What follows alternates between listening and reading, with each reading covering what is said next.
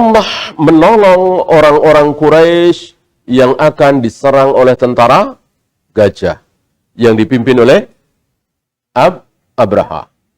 Dan apa yang dilakukan oleh Abdul Muthalib waktu itu sebagai tokoh pembesar Quraisy dibenarkan oleh Allah. Maka Abdul Muthalib ditolong oleh Allah. Apa yang dilakukan oleh Abdul Muthalib? Ketika tentara gajah itu datang, apa? Iya, bawa kambing, bawa sapi, bawa unta, kemana?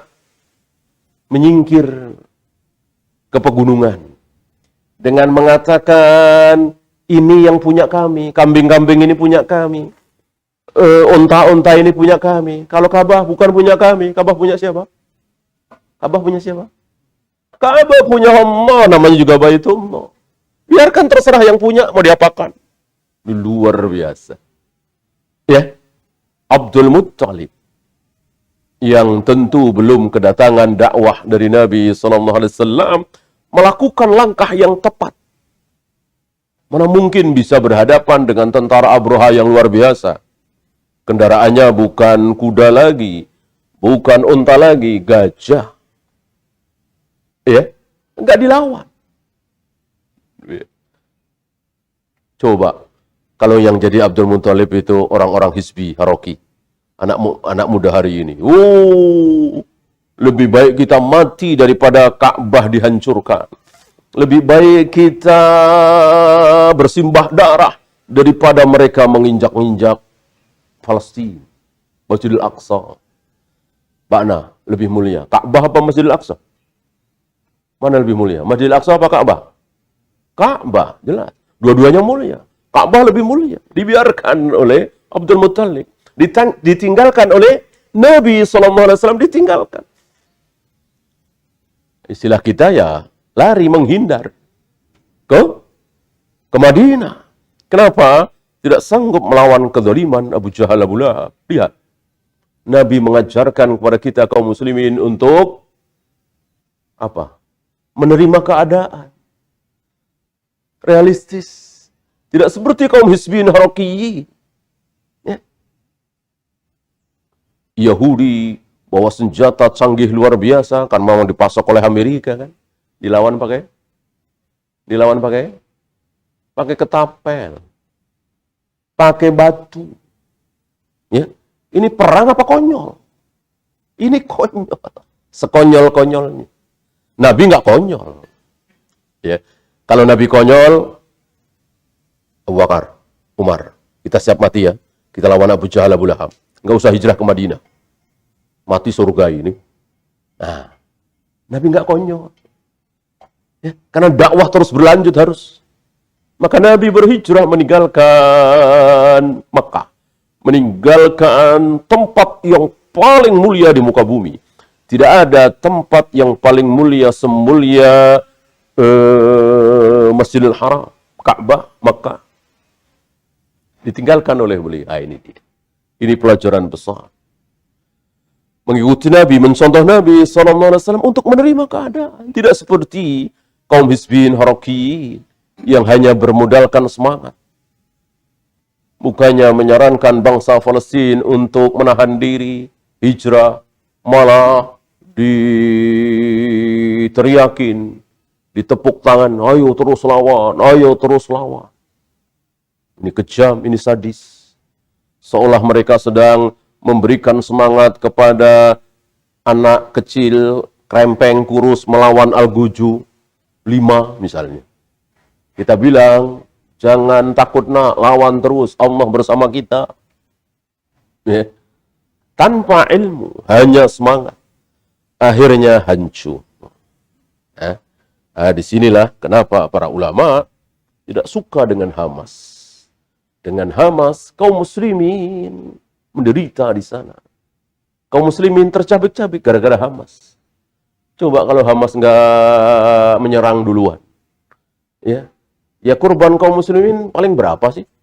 Ditampar sama tentara Yahudi, udah diem. Ya, di Masjidil Aqsa, ya paling 2-3. yang mati 2-3. Gara-gara Hamas menyerang duluan, sekarang berapa ratus yang meninggal. Kayak apa gedung-gedung hancur. Ya, Hamas enak-enak. Bahkan kalau antum tahu pemimpin Hamas luar biasa mewahnya. Dan justru ada di Qatar. Ini saya kira semua orang tahu. Ini gara-gara apa? Gara-gara mereka tanpa ilmu. Mestinya dengan ilmu. Kalau belum mampu lawan, sabar. Sebagaimana Nabi SAW. Sudah sering kita bahas.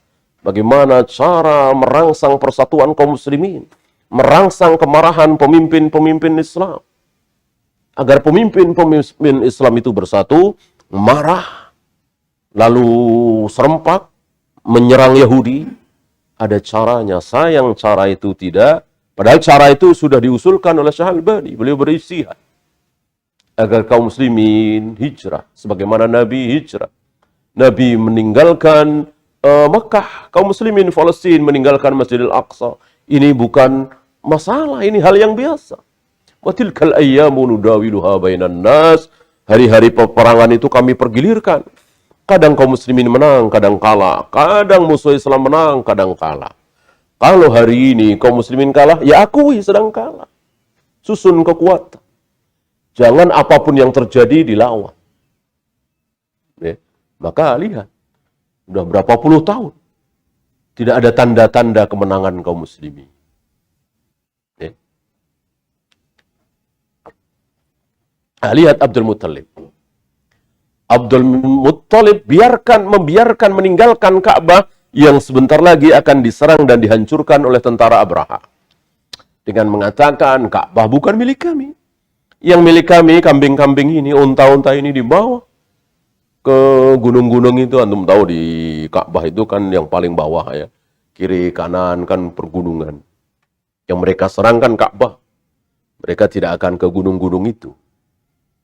Gitu. Dan pertolongan Allah datang. Ya. Jadi begitu. Kalau kaum muslimin dizalimi oleh orang kafir, enggak sanggup melawan, jangan takalluf, jangan dilawan, hijrah, nanti Allah akan tolong. Rasulullah juga begitu kan.